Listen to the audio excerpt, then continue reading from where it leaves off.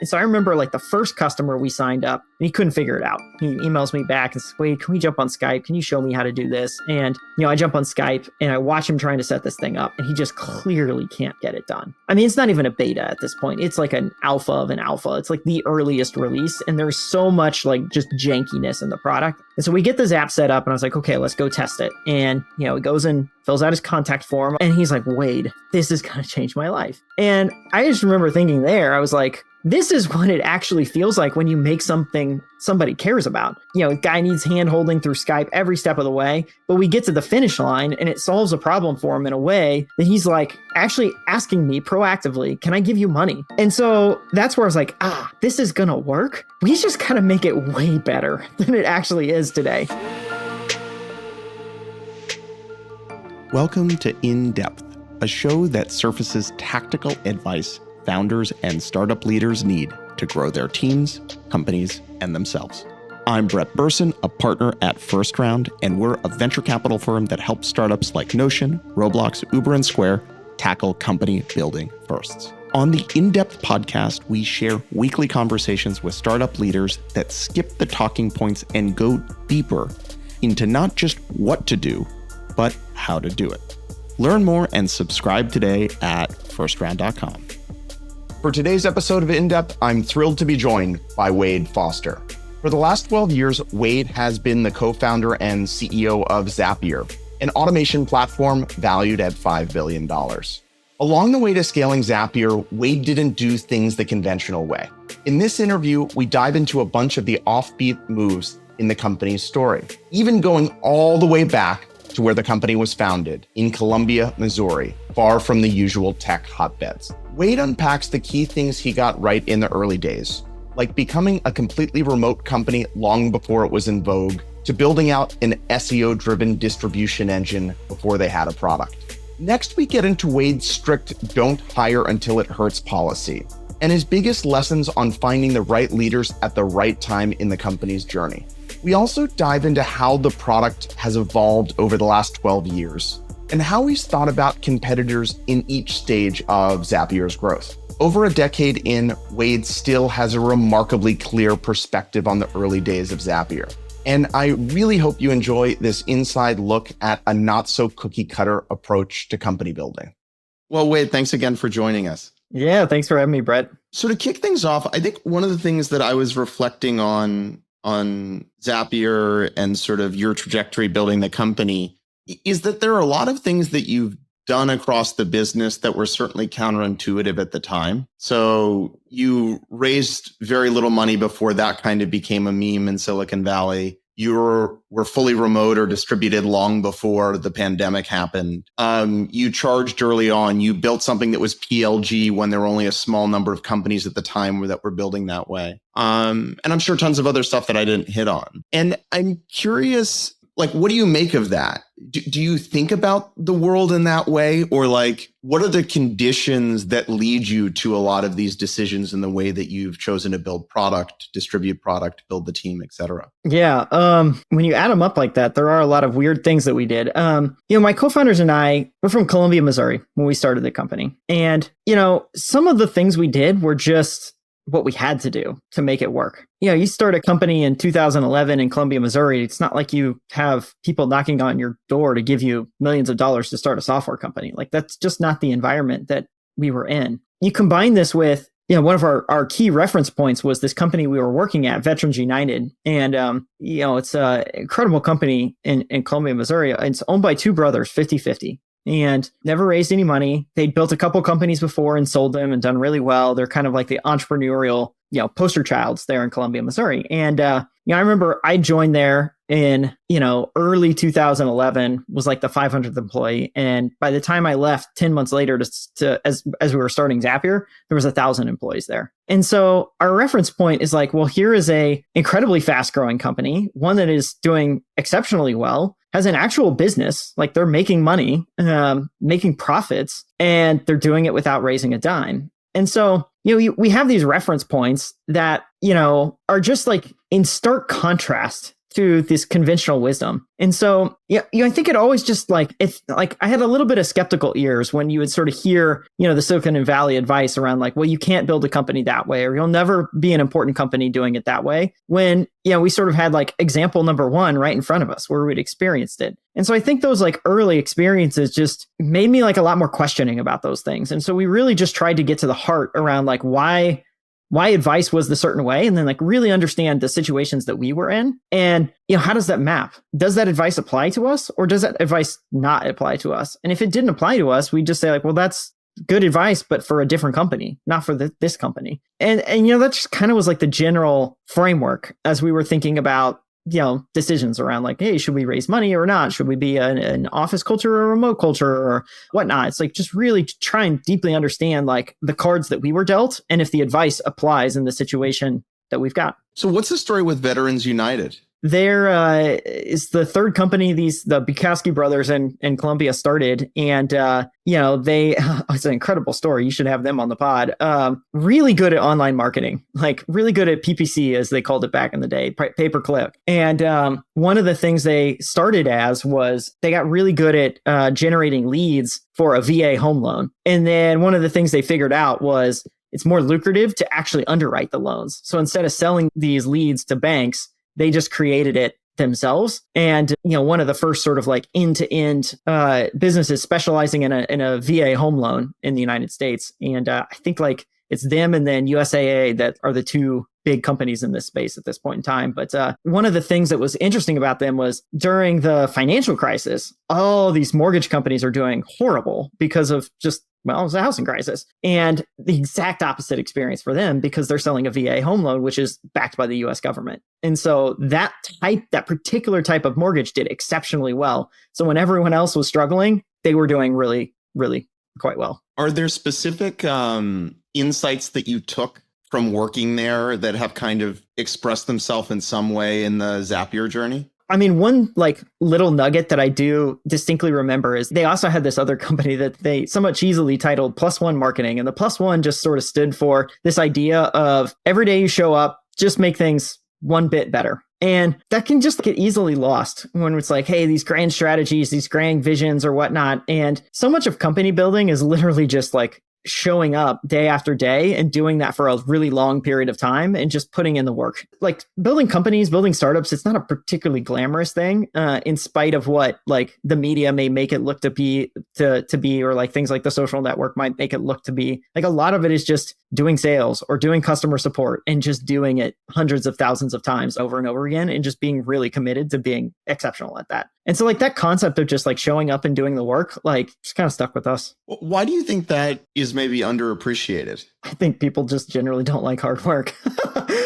which I can understand that too. Like, but the people that do the best are like, like high performers tend to always talk about how they love the work that they're doing. Where like you could not pay them and they would still want to do those things. It's just a thing that's like innate to them. And so I think like, if you find that, that's a really good place to spend your time. Most people don't ever find that. I think most people, sort of settle for like a job that's different from where their passions and interests lie. And so as a result, like that +1, that showing up day in and day out is maybe a little harder for most people. So maybe in slight contrast to this idea of kind of grinding out 1% improvements for a decade, or maybe that's a part of it. I'm interested, when you think back on the path thus far, are there a handful of decisions that you ended up getting right that you think have really led to the company working in the way that it has? Yeah, I think every company sort of has this where there's, a few key ingredients that really, really work. And then you just hope that everything else you do doesn't hold you back. So for like Zapier, we figured out how to a really good distribution engine that meant our customer acquisition costs like rounded to 0. And, I think if we had not done that, like we would look a lot like a lot of other enterprise SaaS companies do, or maybe not even exist at all. What else would you put in the list of the most important things you got right? I mean, I think that one's probably like tip top of the list. The distributed work thing, maybe we could have done it without that, but it certainly made it a lot easier for us as a young company with very little hiring experience to compete for talent. just saying, hey, we're not going to try and go toe to toe with Google or Facebook or Netflix or whoever trying to hire Bay Area engineers, and saying in 2012, literally saying like, we're going to go compete for all of the great talent that doesn't live in the Bay Area. And the fact that there was maybe, a half a dozen tech companies of like name that were doing that at the time, that were more than say 10 or 50 employees doing that really gave us an incredible advantage trying to attract top engineering talent, top talent really in any function. So on this topic of the distribution engine that you've built, what's sort of the founding story of that part of the business? Yeah, there's really like two pieces of it. And if you tried to replicate it today, like you couldn't do it because everyone has copied what Zapier has done now. And it's just too competitive. But at the time, when you would go search for integrations, the results, the keyword results that would show up were a bunch of like, just kind of like junk pages. Like you get like a paste bin result that like had API docs and stuff like that, which is not what people were looking for. Most people were like looking for a product that says, hey, I can just integrate, Salesforce and Zendesk. I can just integrate PayPal and QuickBooks, one click. Like they wanted a SaaS product. They didn't want, an API at the end of the day. And so we had read, there's like a Patio 11. He's like famous on Hacker News, and Patrick McKenzie worked for Stripe for a long time. But way before those days, he had this thing called Bingo Card Creator. And he'd written a lot about how he did content creation for Bingo Card Creator. And he would spin up these landing pages for every type of bingo card you could think of. He'd have like a physics bingo card, a U.S. history bingo card, a world history bingo card, states of the country bingo card, anything you could think of. And he'd done the math on it, and he had a person that he paid like, I don't know, $10 to generate every one of these, to come up with a list of, bingo card things and put them into this little CMS, and it would automatically generate a page. And I think it cost him like $10 to do that. And he had figured out like for every page he spins up, he makes $20. And so he just created this little engine where it was like, $10 to make a page, and I'll make $20 of sales every single time. $20 sales is not a lot, but it's like the number of ways that you can create a bingo card are conceivably infinite. And so if there's enough people searching for that specific type of bingo card, you're going to really rank quite well in Google for this. And so we saw that and we're like, oh, that's interesting.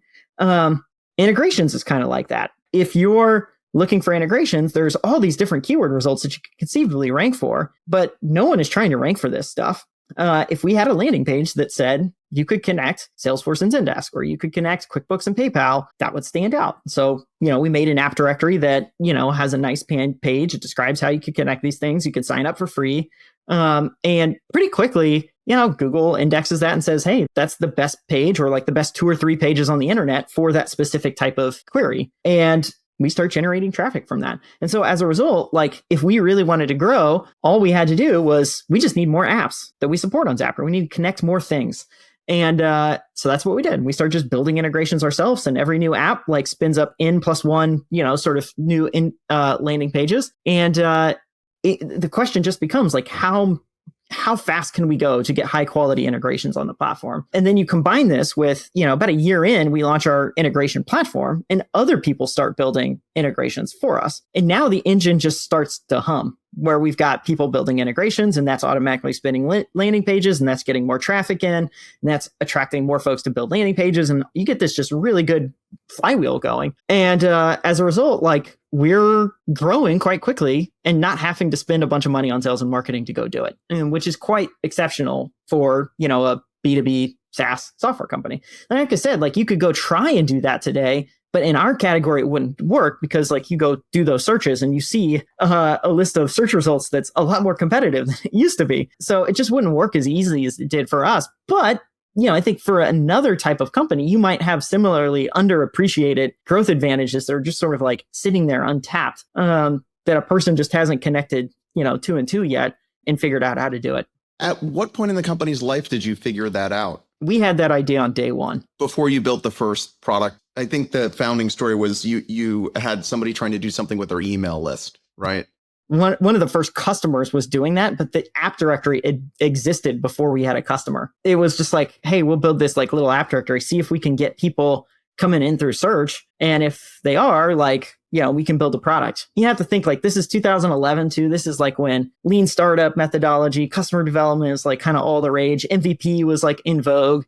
build like a landing page, get some emails, go talk to them, see if you can build a thing for it. Like that was kind of the style of product development we were doing at the time. And so were you thinking about, hey, I think there's this problem to solve. For this to work, we have to figure out distribution. How can we figure out distribution? Or was it there's some sort of luck condition that you just bumped into this thing? I mean, you need distribution. And for us, we felt like, well, if we're going to build software, like we want people to use it. So yeah, we should be thinking about distribution from day one. I think this is one of the biggest things that like founders especially product-minded founders overlook is they say, oh, I have an idea for product XYZ in this category. The incumbent stinks for these reasons. And I think I can make a better version of it, right? I can make a better Salesforce, or I can make a better whatever. And they go make a better whatever. But then they realize the thing that actually helps Salesforce win is not necessarily that the product is amazing. It's that they have this incredible distribution engine that is really difficult to compete against. And so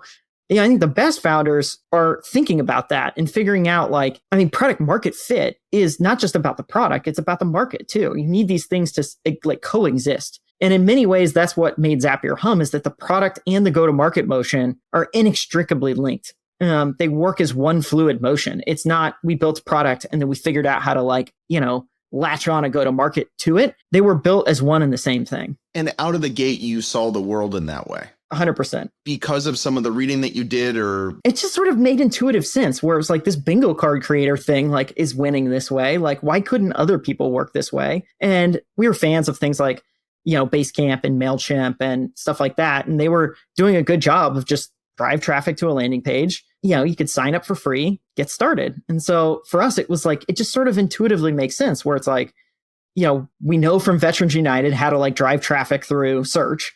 You see what these other products are doing, and you're like, if we can just get traffic, drive them to a page on the internet, and then the product underneath supports the problem that they're trying to do, all of that just intuitively made sense to us. It didn't feel like rocket science, I guess. Did you feel tension along the way to diversify and do all sorts of things outside of that? Or did you have an opinion on this machine? We really understand this machine. We're not deviating to kind of the way the gears operate in this machine. I mean, the biggest one was the questions we would get is like, why are you not doing more enterprise? Like, you should go enterprise. That's where all the money is. And maybe that is still true. I think we are gradually sort of expanding our business up market. We're still not an enterprise company. We still SMB is our bread and butter. That's who we solve for. I think SMB and the people who use the internet and the people who use software is just way bigger than folks realized, 10 years ago. And we just sort of felt it. We could see people using these products. We could see the adoption coming onto Zapier, and we just kind of followed our nose. It's like, what were our customers then asking us for? Were they asking for enterprise software integrations, or were they asking for us to connect into yet another one of their B2B stack? Once you had the engine going, it was really all about, okay, how do we just integrate with more things? And then the question is like, well, what things? It's like, well, we already have these customers, or we have these people showing up on our doorstep asking us, will we integrate with these other things? And it really became more like an order request form. I was just like, you want to integrate with this? Great. Let's go figure out how to get it done, versus trying to dream up some different grand strategy. It was like, this one's working. Let's really get it working. Let's not lose this momentum that we've got humming to go chase this enterprise thing that candidly, we just didn't know how to do that. We knew how to do this thing. The other thing felt like something other people knew how to do. And maybe we could have brought somebody in who could have helped us figure that piece out. But we felt like the engine we had was the one that was working and the one we wanted to figure out how to scale, at least for the foreseeable future. The way that you sort of articulate it, it sounds all very simple.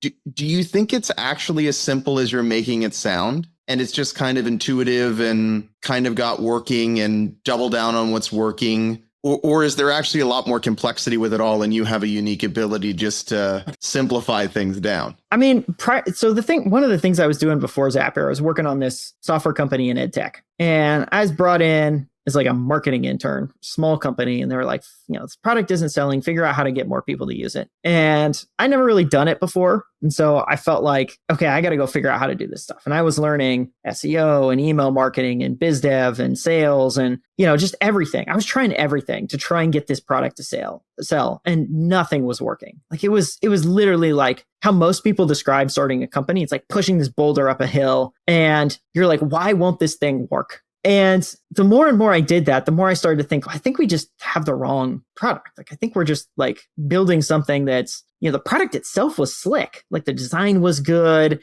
well engineered. But I think ultimately it was just not like, it was sort of like a, it's classic like solution in search of problem. And so I had that I'd had that experience. My co-founder, Brian, similar thing. Like he was, kind of solopreneur, solo dev, and he'd built probably like a dozen apps that are sort of all lost to the internet archive. None of them, managed to earn him much money at all, much less get many, customers. Mike had the same thing, with a couple experiences. And so we'd sort of been doing this stuff separately and had these like experiences that were not like winners like Zapier has become. But when we started Zapier, it was like the pieces did lock together in a pretty pure way. The ideas behind the app directory played out the way we thought. We knew that there was demand for the product because you would go to all these community forums and people would be asking for integrations with other products. And, the list of people saying +1 was pretty long. And a product manager would show up in those threads and say like, hey, great idea. We love what you're suggesting here. We'll go consider it. Which if you've worked in one of these companies, is like PM speak for probably not going to happen. It's going to go on a backlog somewhere that nobody's going to pay attention to. And so we're like, well, clearly there's demand for solving this integration problem. Could this way in which we are thinking about it actually work? And so, the novelty we had was, hey, we're going to build this like hub and spoke model where you can, plug in one app on one side that'll be a trigger, and then you can have another app on the other side that will be an action. And then the user can mix and match these things. So you don't have to do, sort of like point to point integrations. You got this nice hub and spoke model to sort of use airline lingo. And it made it much more easy to integrate the universe. Then the challenge on the self-serve side was like just getting it to be easy enough. And so I remember like the first customer we signed up, we had always envisioned as a self-serve product. And so we gave him access to showed him a link and said, here, you can sign up and go try it out. And he couldn't figure it out. He emails me back and says, wait, can we jump on Skype? Can you show me how to do this? And, I jump on Skype and I watch him trying to set this thing up and he just clearly can't get it done. I mean, it's not even a beta at this point. It's like an alpha of an alpha. It's like the earliest release. And there's so much like just jankiness in the product that I was embarrassed. I was like, okay, I'm going to help him get this stuff done. But the catch was we get to the end, and this is the customer that was trying to get, folks he had a contact form on his website powered by Wufoo, and he wanted to send these folks over to an Aweber email list. And so we get this app set up and I was like, okay, let's go test it. And, he goes and fills out his contact form on Wufoo, and then we go check in Aweber, refresh the page and see like, hey, is the email address in there? And it is.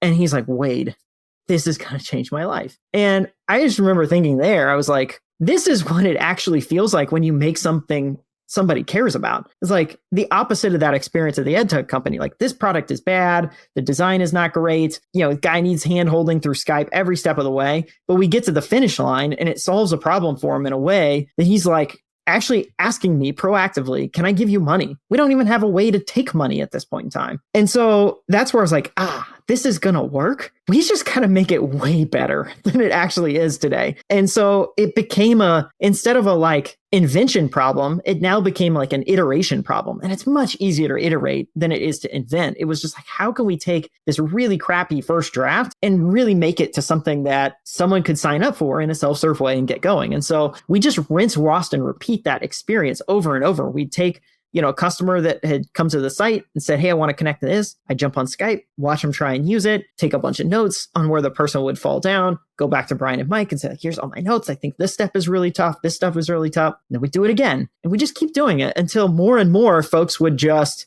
go through the setup process. They'd need less of my help. They'd figure out more and more of it on their own. And as that started to happen, we started to think like, hey, I think maybe we could open this up to the public. I think we got it. And so, I do think in this case of Zapier, yeah, a lot of it just sort of seemed like it worked. And it's kind of because it did. But that's not normal. Like the stuff we said before that was more the normal stuff where it like mostly doesn't work. It mostly is really hard. And so I don't know, like there's this thing when people ask me, like, how do you know if you have product market fit? And I always like, well, because people want what you have. It's not actually that hard if people actually want what you're selling. If they don't want it, then everything seems hard. Everything feels impossible. Yeah. So I guess that's how I think about it. Do you reflect on sort of the interplay between skill and luck in the last 12 plus years in building this company? There definitely is a luck factor. Timing, for example, is a big aspect of this. Like, we start the company in 2011. That's the year that Stripe started, Twilio started. Most of these companies like a Zendesk, a QuickBooks, and whatnot, they're on V1 of their APIs. So there's the public APIs are sort of starting to be a thing.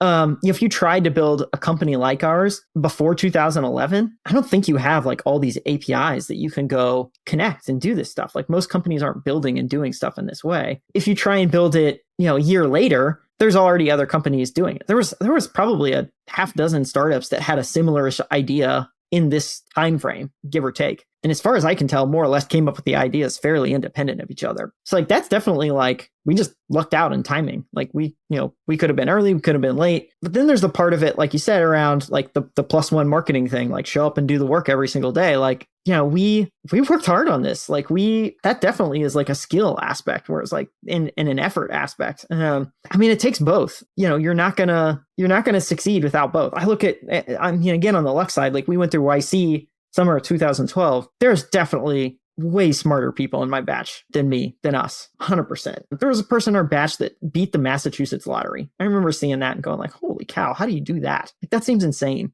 to the 24 version of myself. So there's people way smarter than us, but in hindsight, like most of those companies, like we're one of a handful of companies from that batch that have, lasted the a decade plus at this point in time. And so what did that teach you? It takes a lot of stuff to build. You gotta get a lot of stuff right. Like you said, it's luck, it's skill. There's a whole bunch of skills too. It's not one particular type of skill. Like you have to have a confluence of different types of skills to get it done. There's perseverance involved. Yeah, it's like a lot of ingredients that it takes. I think you're kind of getting at this a little bit, but if a bunch of the early direction intuitively emerged for you and the founding team, and it was relatively easy to figure out kind of, let's keep doing this thing and compounding. When you reflect, what's been like exceptionally hard, other than maybe working intensely for well over 10 years on a single sort of company? All three of us are first-time founders and first time more or less in the workforce. Like I had 2 professional jobs before Zapier, never managed anyone before, never hired anyone before. So pretty much everything that is not like building, sort of like basic MVP, basic product, basic like go-to-market motion stuff, everything else, we had to learn how to do that in real time. And some of that was easier, but a lot of it was really hard. Like everything about hiring teams, building executive team, learning how to manage folks, learning how to hire, fire, learning how to coordinate all of the stuff. None of that is a cakewalk. All of that is exceptionally hard. And so you're learning how to do, we were learning how to do all that stuff as the company grew. And, I often think back on it where it was like those few decisions we got right, like those were so right that they actually made up for the fact that like we're learning as we go and kind of messing some of this stuff up as we go. In some respects, you can look at this with like some of the other like world-class companies. Like you think like a Google, it's been said about Google, like they stumbled into the world's best business model. Everything else they did almost didn't matter. Like best practices, not best practices. It's hard to tell because they had this one thing that works so exceptionally well. Now, does that take away from like what Google made? No, not at all. Like getting to that thing was probably exceptionally hard work and, confluence of luck and skill and all these factors. But once you get this thing humming, a lot of these companies are pretty darn sticky, pretty darn durable. And then it's just figuring out how to do all the rest. And that stuff's hard. So if you were to bucket out sort of those hard things that you had to figure out, you had one big bucket, which is general, maybe people management. And we'll say building an executive team, managing, letting people go, et cetera, et cetera. Like, what are the other big buckets that was like hard earned to figure out? All the people stuff is probably the number one category. Everything pales in comparison to that. There's certainly things like, how do you keep growing getting more customers? How do you retain and keep happy customers? How do you make sure your, shipping features and the engineering and architecture of your site is really good? Like all those things are hard problems, but I feel like those are a little more straightforward and known compared to like the people problems. What do you make of that? I don't know. Like, I think all three of us are like more technical backgrounds. Of the three of us, I'm less. But, when you're writing code, like code works in a very, like it does what you tell it to do in a very specific way. Humans, we're not like that. Like we're just different. And so like there's a lot more like psychology involved in that, managing your own psyche, managing the team psyche, managing the team morale, communication, keeping folks on the same page. There's not like a one size fits all rubric for that stuff. You can't write like if then statements and expect to always get the same outcome. Ironic given what your company actually does. I know, right? As much as we would maybe like that to be the way that it is, it's just not. And I think that just makes it like it just makes it harder. Now it's fun. It's fun too. Like it's really awesome when you have the highs. It really stinks when you have the lows too. What do you think you've kind of figured out about, we could say, people management or hiring great people and setting them up for success? Like, what are the big ideas there? Or, what's the little book that you wish you were handed 10 years ago and you opened it and it said X, Y, and Z? Oh boy. What are some ideas that like really touch out? A good business makes a lot of this stuff a lot easier. Like if you're making good money, if you're growing, if there's plenty of opportunity to go around, there's plenty of money to go around, salaries and bonuses and things like that, everything gets way easier. So, if you're having people issues, you might actually just have like business model issue. It's like you got to make your business better. And that might be a more impactful way to solve some of the people problems. Not all, but some. I think there's a lot of just like good management advice out there. There's a great podcast, Manager Tools. I remember that was one where like someone introduced me to that, and it just taught me a whole bunch of like blocking and tackling management stuff. How to do a one-on-one, how to have a difficult conversation. How do you know if you should fire someone or if they just need coaching? Okay, you actually do think you need to fire someone. How do you actually do that? These are questions that like, after you've done them for a while, you're kind of like, oh yeah, I guess I do know how to do it. But when you've never done that stuff before, it can be a super scary thing to sort of figure out how to do. I think great people solve a whole bunch of problems. Probably obvious. It's like you want to have great people, but a lot of us tolerate folks who are not maybe amazing because we're worried about difficult conversations or worried about XYZ. I think a lot of self-reflection is helpful. I got a coach along the way in this journey. It took me a long time. I got one in 2017. So 6 years in, I got a CEO coach. And I think if you want to build a great team, like you got to be a great leader. And, I might have had some like innate talent, but there was a lot of things I was missing too as part of the picture. And if you want to get good at this stuff, like you have to work at it. And you have to do some self-work. So like, what does great mean in the context of Zapier? Like there's probably some shared ingredients with a lot of companies, but there's probably some unique things. And those unique things might have to do with like, what does it mean to have me on that team? Like I have some strengths and weaknesses. And so what complements me versus not? And so figuring those things out has been really important for me to like assemble a better executive team, to assemble a stronger team at Zapier on a whole, figuring out those principles and like really making sure that those are clear. So I know those would probably be some of the nuggets in there. If I was going to write a book though, I think I probably want to think about it a lot longer than that. Are there counterintuitive things that you've done in this area that have worked really well? I think one thing we did that was counterintuitive to a lot of folks, but for us was the only thing we could do was we had this rule, don't hire till it hurts. And a lot of folks were saying, you're growing, you could grow faster if you hired more people, just put more people in. I think a lot of companies and VCs pitched that too over the last couple of years, which is like growth at all costs, like hire. But sometimes there's like a, more people, more problems issue.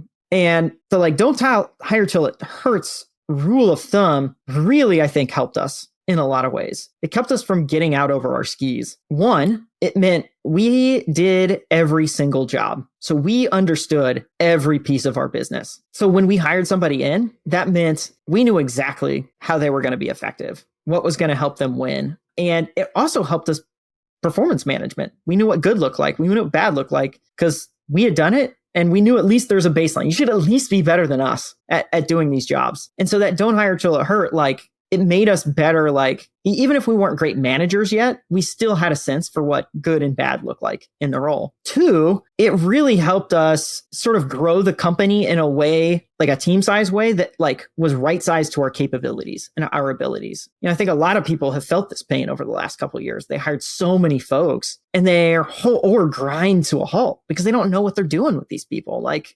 it's like they're supposed to magically come in and make the business grow, but like, that's not really how these companies work. And so for us, because we had that more moderated like team size growth, it meant that we were ingesting people at a rate in which the organization could grow. Now, just to give a sense of like how fast it was happening though, like we were still bringing on folks quickly. We went from, first year was 3 founders. Then after that, it went up to 7. After that, it was like 16. And then I think 35 and then 75. So like, we're going like doubling people-ish, every single year. So it's not like we were, dripping folks into the company. But like you hear these stories of companies that go from like 10 to 100 in a year. And I think back, it's like maybe now if you ask me to go do it again, maybe I could go 10 to 100. But certainly as a first-time founder, like if I tried to go 10 to 100, I think we would have ruined a lot of stuff inside the business. And there was definitely a lot of people that were just like, why don't you, like, Zapier is clearly successful. You're doing great. Why don't you hire faster? Why don't you take this check? Like, raise some money, like, go faster. You will go faster. And I don't think we would have actually gone faster had we gone that route. I don't have the counterfactual, so I don't know for sure. Right. But maybe it would be $100 billion. Yeah. Perhaps I have actually really messed this up, and all the things I'm telling you all right now, you should 100% ignore. But for me, like that, for us, that was the path that made sense. How did you figure out this idea of don't hire till it hurts? Did it just click and it was obvious, or you spent time discussing this tension point? Maybe it was another intuitive thing for us. When we raised raised the 1.3 million seed round. That's all we raised. And I think partly it was like, we don't like raising money. Being from the Midwest, we have this like skepticism of VC and like this worry about losing control of the business and like how these VCs will get in and just, fire the CEO, fire us and like, hand it over to somebody else. And so, we get these fears on our head too. And I think partly it was like, well, we don't want that to happen either. So like, let's just make sure that we're like really cost conscious about how we spend. We also have this constraint around our own abilities. Like we need to learn how to do some of this stuff. And the best way we felt like to learn was to, we should try having 1 employee before we buy 10 employees. There's a good John Wooden quote that's like, go fast, but don't go quick or something like that. I forget exactly how it is. There's like a little bit of that where it was like, we wanted to go fast, but not so fast that like the wheels came off the bus. So just on that edge of where we could handle. On this thread of growing the team, what was the order of operations, even if you were sort of much more deliberate and careful as you grew the team? How did you decide what order to hire people in? And are there things that you got right and wrong over those first 3 or 4 years? It was definitely more art than science. I think because the 3 of us were so hands-on, and across the 3 of us, we had all the skill sets to do the jobs that the business needed in the early stage. Like, we could build it, we could sell it, we could do all the things. We didn't have to go hire somebody to build like an MVP or anything like that. That meant we could just see where the bottlenecks emerged in the business. And so one of the first one that emerged was customer support. We were waking up and spending until 1, 2, 3 p.m. in the afternoon, just like on OLARC calls, on emails, like talking to customers and trying to, get their Zaps working. And at a certain point, it was like, look, we can keep sort of like hand-holding these people along, or we can actually fix some of the underlying issues that are causing them to have to reach out to support in the first place. And so that felt like, well, why don't we go get somebody to help us with customer support? And so we went and got someone there. And, that's going well. We've got that sort of under control, but we still feel like we're,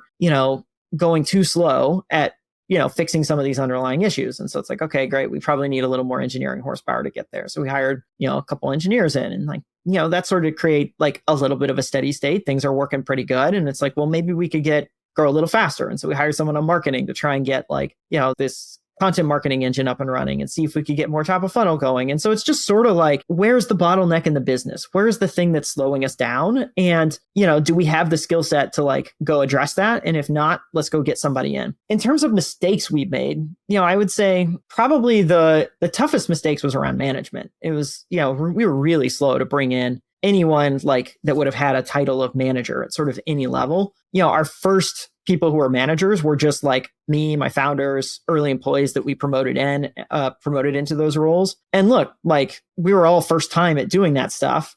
Some of us were better than others, but I would say most of us were not great.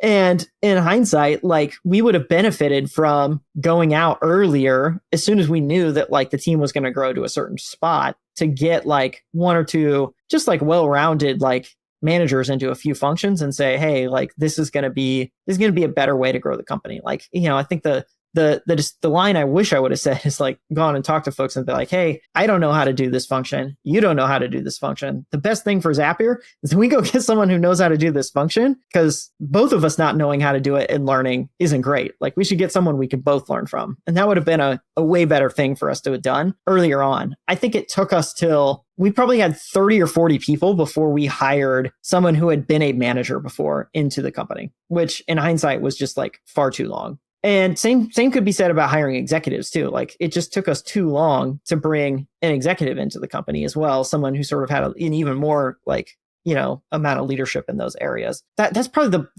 the number one like mistake that comes to mind. I'm sure there's many, many more that if I pulled back the history books, we could review all of my mistakes one by one.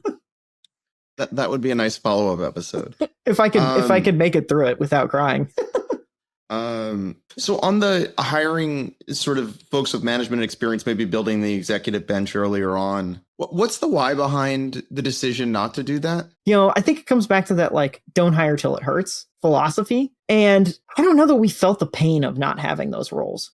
And I don't know that we clearly understood the upside of what great looked like there. And so that was one area where I think that philosophy maybe hurt us a little bit. And we probably had some baggage from old gigs where, had managers, maybe weren't great managers, and maybe drew the wrong conclusions from that, which is like, hey, I don't think managers are all that useful, which would have been the wrong conclusion to have drawn.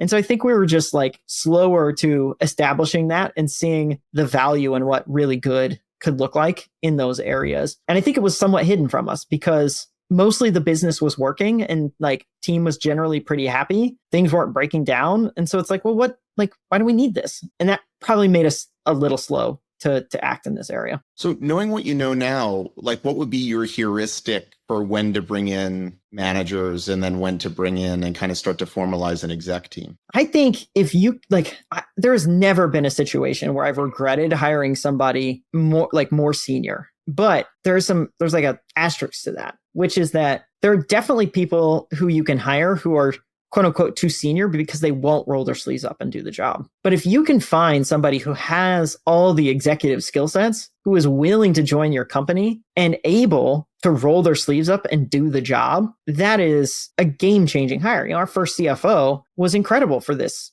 exact reason, where there was no job that was too big for her, but more importantly, there was no job that was too little for her. In an early stage company, that is so killer because you have so many jobs that are so tiny. I remember being a little embarrassed actually the first week when I was like, hey, we got to plan this retreat and I need you to go book a bunch of plane flights. It's like asking a CFO to go book a bunch of plane flights. And she was like, yeah, I got it. No biggie. And it was just like, that's exactly what you want in this role. While at the same time, she could think through all of her finances and, present to the board and like do all the stuff that you sort of want and need out of a CFO too. And that's like the magic. It's like if you can find someone like that who's willing to work for you and you can afford to get them in the org, like run to that as fast as you can. The challenge, of course, is that, a lot of folks get to a certain level of seniority and they're not willing to actually put in the work anymore. If you really press them, they'll be like, I could get the job done, but I need to hire a team of 5 or I need to hire a team of 20 or whatever. And, at those early stages, you're like, well, sorry,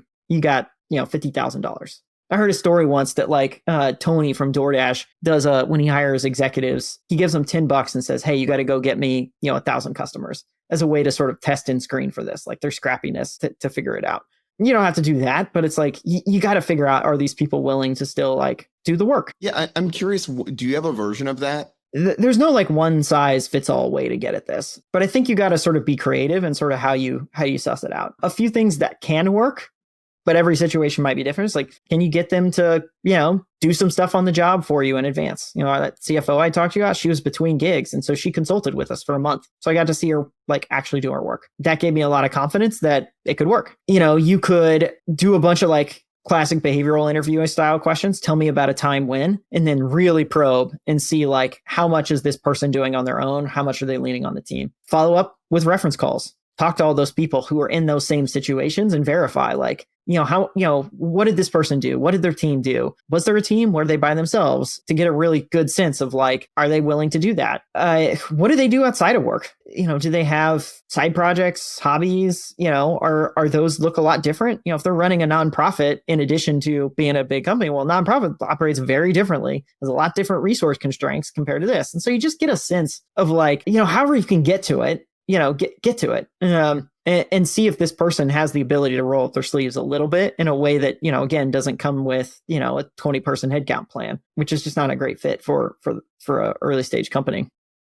One of the things that I've noticed when companies start to hire people with some experience or certainly a lot of experience is that one of the challenges is that a lot of people want to implement the things that they've figured out kind of one for one at the new company. There's kind of this delicate tension, I think, where you want someone, one of the reasons you're hiring them is that they are not, quote, learning on the job. But at the same time, the Zapier machine is different than the Salesforce machine, is different than the Atlassian machine. And if you start just grabbing gears out of the Salesforce machine and jamming it into the Zapier machine, generally speaking, bad things will happen. And I'd be curious, do you think about the world in that way? And is there anything that you've sort of figured out? Because I think relative to other companies, it feels like the Zapier machine is a very specific machine with gears that are put in place for a very specific reason. And there's a lot of ways that you can start to break the machine by just trying to jam other gears into it. Yeah, I definitely think about that when we're hiring for roles.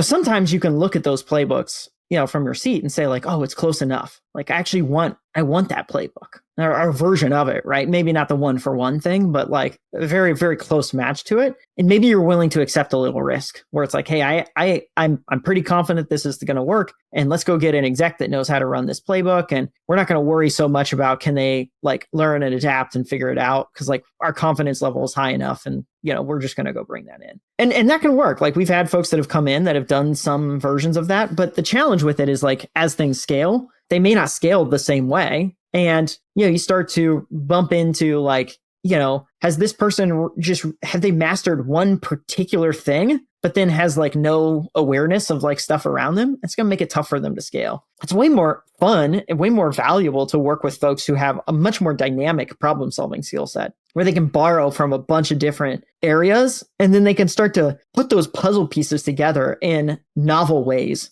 So they certainly are pulling from maybe different playbooks, but it's then the way they get assembled starts to be unique and starts to match a little bit more what you're doing. And that's where it's like, it is valuable to listen to, something like, the in-depth podcast. You get to hear all these stories of how other companies did something. And you can go, okay, there's a piece in there of the Zapier story that actually does apply, but I'm going to have to put this spin on it that matches this other thing that I was, working on this other job. Like, I was a teacher in another life, and this is the way that it works in teaching. And so like, I can take this and I can take this, and now I can assemble it and create something that to everybody else will look quite new. It might feel totally weird, but to you, it feels totally intuitively natural. People like that are super valuable. And this is where I have a little bit of a bias or preference for folks that do have more eclectic interests who can stretch across different industries or different interests, because they're just pulling from problems in different skill sets and putting them together in ways that allow you to create something somewhat unexpected versus someone who's just like, hey, I've done this one thing and I've mastered this one thing and, I'm really good at it. It's not that that person can't be valuable either. In fact, they're probably exceptionally valuable if you too also have that particular one problem. But in these early stage companies, there's so much learning, there's so much dynamism to it that you do want a little more of that, ability to sort of cross lanes. What's kind of a good example of that over the past year or two or three, where kind of you have taken inspiration from the way maybe other machines operate and figured out how it translates into the world of Zapier? Well, it's not a solved problem for us yet, but we're hearing from our customers that, we're getting pulled up market. We're getting pulled into these discussions from folks that are in bigger organizations, or candidly, they started small with us, but now they've grown and they have new problems, new traits. And so when we started to think, they're like, well, what do we want from a sales motion? It's like, hey, or what do we want out of a sales leader? A lot of that is trying to figure out like, okay, the way in which Salesforce sells is clearly not the way in which Zapier sells. So I can go get a VP of sales or whatever at a Salesforce, but if they just come in and start plopping, their playbook in, it's a different customer, it's a different price point, it's a different product. None of that's going to work. And so, a lot of it has been, going out and looking at companies that maybe have similar customer types, similar price points, similar customer journeys, and just talking to the people that did the sort of like 0 to 1 sales motion there and saying like, what worked? What didn't work? What hard problems did you face? And then trying to go like, does that match us? Or we don't have that problem. Like you all have this different variable that like maybe made that work. And you don't always know is the thing. Like, that's the tough thing with these companies. They're not science experience. Like, we can't A/B test them. We don't have these counterfactuals where it's like, oh, if you'd have just run this entirely different playbook, would have been better or worse. You don't necessarily know. And so a lot of it is a game of you're trying to formulate in your head, like, is this the path? Like, does this make the most sense? And be really honest with yourself. And so like, that's one example of like, how do we think about that motion for us as we go like sort of expand up market? Like it's a little bit of pattern matching, but a little bit of invention for what we're trying to do too. Shifting gears slightly, we started the conversation off by talking about what the product looked like in the really early days. And I'd be interested in hearing, like, what is the 12-year evolution of the product? Or like, could you articulate the different chapters and how you sort of figured that out? There's probably like a handful of major differences that have happened over the years, and then a bajillion small things that have improved that I couldn't even recollect them all. The first thing that stands out is the original version of Zapier, single trigger, single action. When something happens in this app, do this in this other app. That was all it was. And so Zapier was very much thought of as an integration platform. And it had a relatively small number of apps on the platform. Like, it started with 2, right? And of course, like a through line from all of this is just the explosion of number of apps that are supported on the platform, from 2 to now 6,000 today. And so that's just been a steady progression, and one that has compounded and compounded and compounded over 12 years. But we start with that single one. Probably the first big inflection point in the product is going from a single action to now multiple actions. And so you go from this integration platform, connect these 2 tools, to now an automation platform. So that's a big piece of it. Oh, actually, one thing happened before that, which is on the developer side of the business. So their developer platform was in between this, which allowed other people to start building apps on Zapier. So that allowed that, 2 to 6,000 to go. Wait, so that was specifically other people could create integrations that then other people could use, not people creating their own recipes that then they could send to other people. Exactly. It's the other side of the, if you think of Zapier as a 2-sided marketplace, one that's like building apps and the other's building Zaps. It's like this allowed people to put apps on Zapier. And when did that happen? That happened in 2012, so pretty early. So then we've got multi-steps. Then we've got a bunch of collaboration stuff. So just so I understand the difference between the concept of we started with integrations and then we moved to automations, is it just allowed you to do things sequentially instead of one for one? Yeah, exactly. And you could create a total end-to-end workflow. And so it really opened up the capabilities of the platform in a much, much more creative way, I guess. So you get that. Then you start to get all these team and collaboration features. So that's probably a big one. The latest one is a visual editor. So instead of having to go in this very linear fashion, you can start to make paths, and you can see that very visually in our editor. And then now there's an expansion into other products. So we've got a tables product and an interfaces product. They're all in beta, and an AI chatbot builder that's on top of that. And so that's starting to help you build your automations end to end on Zapier, at least with some core primitives, then augmented by this 6,000 sort of apps ecosystem. And a lot of this gets built, like, it's informed by a couple things. A lot of it's informed by what customers need and the problems that they're facing. And then, a good chunk of it is informed by customers that you don't have that you think you should have, and some intuition about where you think the product should go. And that helps you get from, this tiny seed of an idea to then like expand sort of over time. So on that point, if I were to go back and watch you and the team make these product decisions, what did it look like in a little bit more fidelity? I mean, I would assume at any given point in time, particularly because you had a lot of market pull, you could always go X or build Y. You could do this or you could do that. I mean, and that's like for most of Zapier's history, it's a relatively small-ish team. And so a lot of it is, a maniacal focus on like the singular thing. So, when we decide to go build multi-step Zaps, it's, hey, this is the thing. This is the most important thing we can go do. And so the product teams are laser focused on that thing. And, there's some smaller stuff getting like shipped along the way to polish up the product in other ways, but that's it. And then you get to the finish line on that. And there's a little bit of you ship it.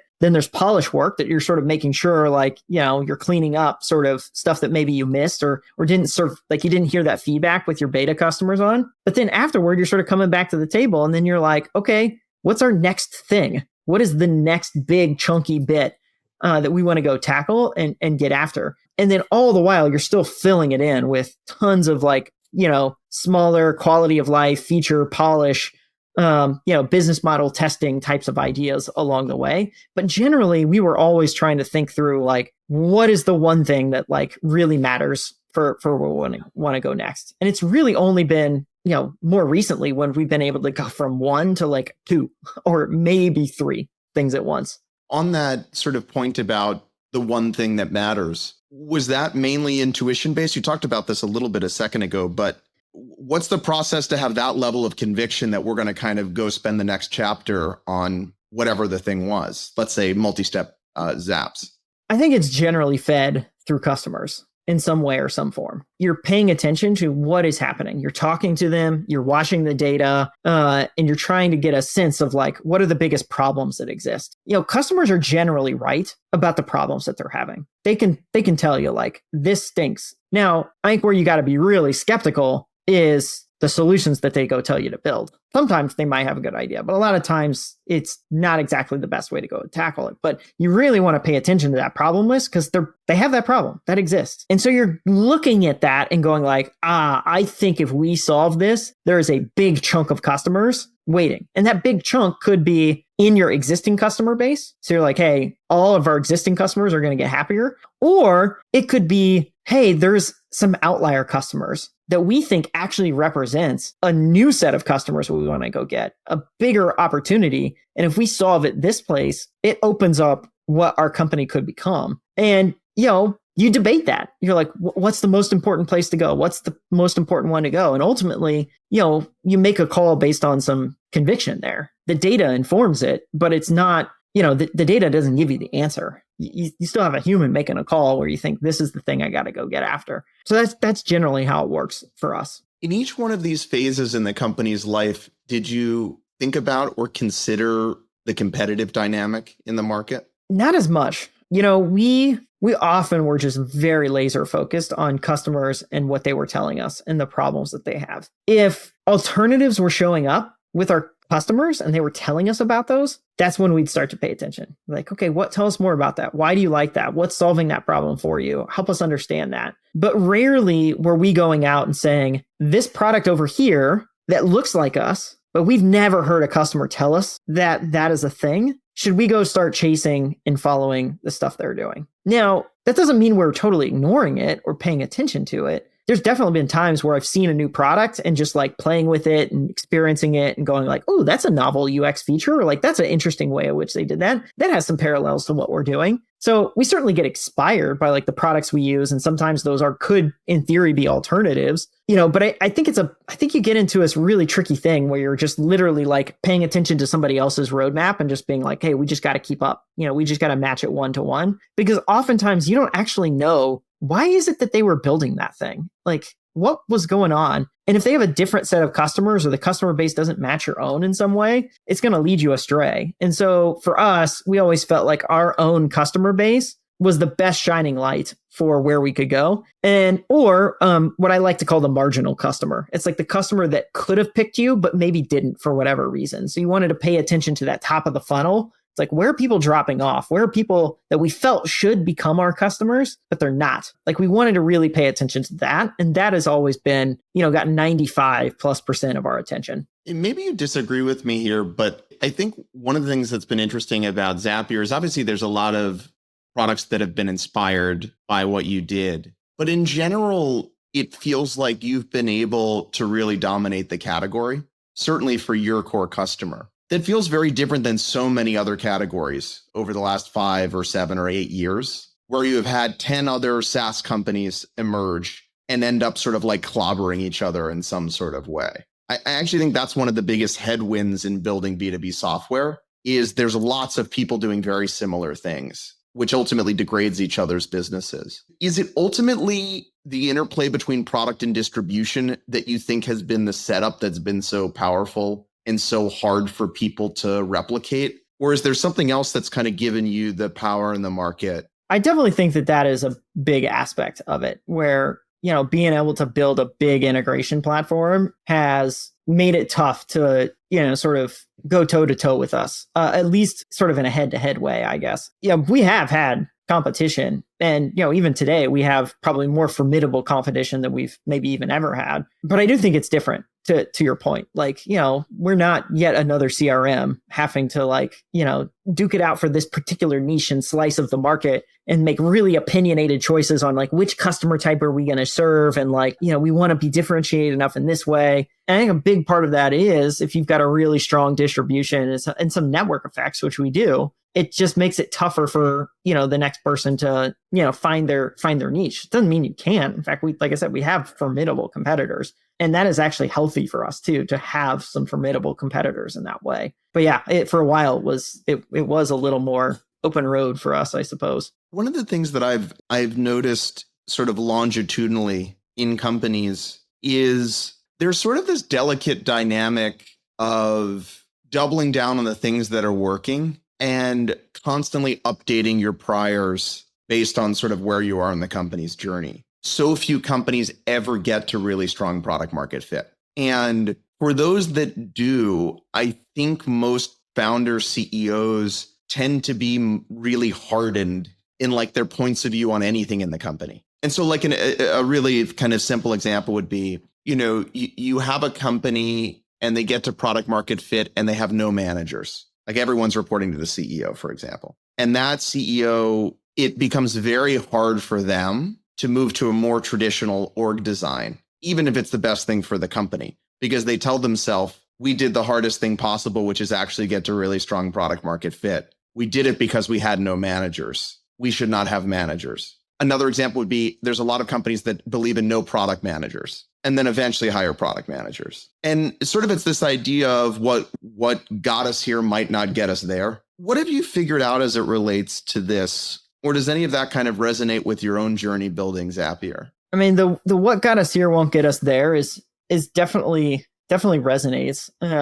Annie Duke, who wrote that book, Thinking on Bets, has this really good framework in it. And I'm going to butcher exactly how it is. But the thing I drew from it is that you can make a decision that is a good decision and you can get a good outcome or a bad outcome from that good decision. Or you can make a bad decision and get a good outcome or a bad outcome from that bad decision. And most people don't naturally think of it this way. They think of it, I had a good decision means I get a good outcome, or I have a bad decision, that means I got a bad outcome. And I would take it even further, which is that you can have a good decision and it can come with a variety of outcomes. You can have some good outcomes that come from that and some bad outcomes come from that. It's a spectrum. You don't get a singular outcome, you get a mixed bag of stuff. And for that reason, I think it's so important to just keep yourself honest about if you're winning, are you winning because you made a good call? Or are you winning in spite of yourself? If you're losing, are you losing but you're you just need to keep at it? You're doing the right stuff. You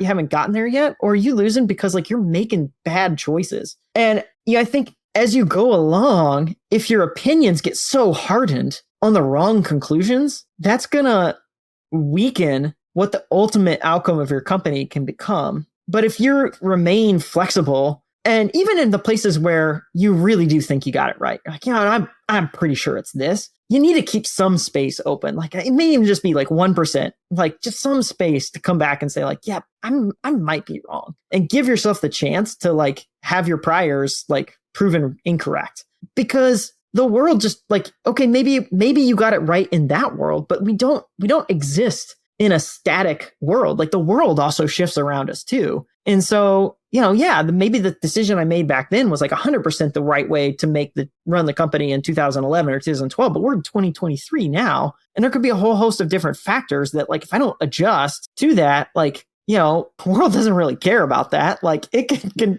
can outlast me in sort of my stubbornness. And so I think for that reason, it's like really important to just keep an open mind and be honest about that stuff. How do you do that? Most people don't get up and say, I want to be intellectually dishonest today. And so how do you, I guess I'm super interested in how you action it for yourself, but in addition, are there ways you kind of inculcate it or mechanize it inside of the company? I mean, you want people around you to push you in your thinking, to challenge you in your thinking. The more the org becomes groupthink, like the harder this is going to get. And like, there's a fair body of evidence to say like, the more you're even aware of these phenomena, like the more and the smarter you are, like the more actually dangerous you are to these things, because you actually get better at rationalizing your way through it. You're like, oh, I've actually thought it through. I actually am being intellectually honest. And like, the more you do that, the more likely you are to make these mistakes. Which when you start to think about that, you're like, oh crap, like I'm screwed. And so having like, this is where I got a couple co-founders, could be executive team, it could be customers. You just got to find some way to like constantly like push back against, those settled things. And you can't do this all the time. Like that's the other half of it. You're running a company. You've got, a whole bunch of different fronts that you're sort of dealing with. But on the ones that are really important, like you do have to be able to have this like honesty about yourself. You have to like treat it a little bit more like a science experiment than a sort of settled thing. And then like, you got to balance that with having conviction too, at the end of the day, because, if you're constantly second guessing yourself, if you're constantly questioning this, like your company's getting confused then. They're like, well, is it this or is it that? So then you got to balance it with having conviction, which I mean, I don't know that I can give you a pithy quote on this podcast that's going to be like, if you just do this, like you'll be able to be both intellectually honest and have conviction and all your problems will be solved. Like all I know is to just say like wrestle with it. Like that's the best I can come up with. So maybe to wrap up, we could sort of end on a question that I always like to sort of bring things to a close, which is who are the folks or the person that's kind of had the biggest outsized impact on the way that you've built your company? And are there specific things they taught you that we didn't cover that have really been a big part of like your worldview or set of philosophies? Well, I mean, my co-founders would be like the easy answer, like Brian and Mike. We've just done this whole thing together for 12 years and like constantly been, partners pushing it back and forth together. I think if you go sort of before that, a lot of it comes from like, my granddad. My granddad was, an educator for a long time, was a counselor for a long time. He was like the proverbial coach in the family, like where, he'd have a way of like subtly encouraging you to go explore a topic or like needling you to look at the other side of a point of view and, just get you thinking about a topic in a more open-minded way, I guess, at the end of the day, without like, telling you you're wrong or like being mean-spirited about it. It was just like, it was an open exploration, sort of anytime we got to go talk about anything. And, a lot of times I would go camping with him in the summers and stuff like that. And so this would be happening, or fishing or like over campfire or anything like that. And so, you do that after a year and that like, you can't help but be a product of being around people like that too, growing up. So, I think, that a big part of it probably predates even that. And it comes down to my granddad and just, all the families who like spent so much time growing up with. Great place to end. Thanks for having me, Brett.